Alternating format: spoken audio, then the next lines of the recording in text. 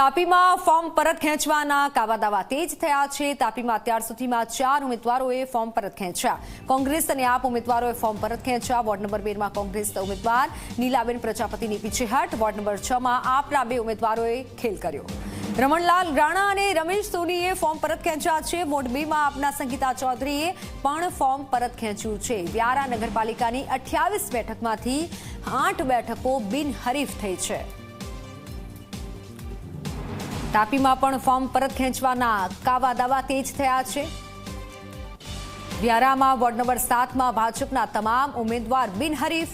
ત્રુતિબેન કાંતિલાલ ગામિત બિનહરીફ, મીનાબેન નરેન્દ્રભાઈ પાટીલ બિનહરીફ, વિપુલ નારણભાઈ પથવાર પણ બિનહરીફ થયા। જયેશ અશ્વિનભાઈ રાઠોડ બિનહરીફ। વ્યારામાં 8 બેઠક બિનહરીફ થઈ છે। ઓનલાઈન પર સંવાદદાતા નરેન્દ્ર જોડાઈ ચૂક્યા છે। નરેન્દ્ર, જે વોર્ડ નંબર 7 માં અત્યારે બિનહરીફ ઉમેદવારો ચૂંટાયા છે, વધુ જાણકારી। આજે જે ફોર્મ ભરવાની છેલ્લો દિવસ હતો તેની વાત કરીએ તો અત્યાર સુધી 4 ફોર્મ ખેંચાઈ ચૂક્યા છે। જેની વાત કરીએ તો વોર્ડ નંબર 2 માં કોંગ્રેસના ઉમેદવાર નીલાબેન ચંદ્રકાંત પ્રજાપતિએ ફોર્મ ખેંચ્યું છે।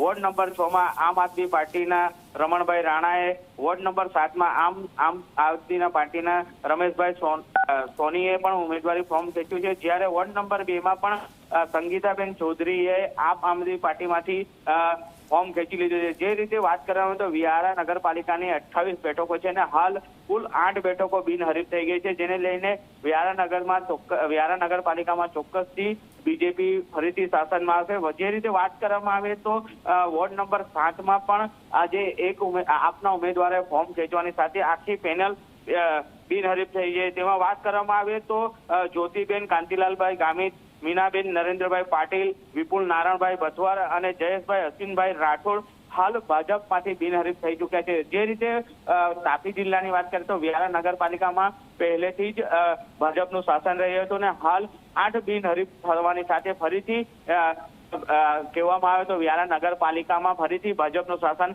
આવી શકે એમ છે। જી બિલકુલ, આભાર માહિતી બદલ। ત્યારે ભાજપનું શાસન આવી શકે છે વ્યારામાં, કારણ કે બિનહરીફ હવે ઘણા ઉમેદવાર ચૂંટાઈ આવ્યા છે।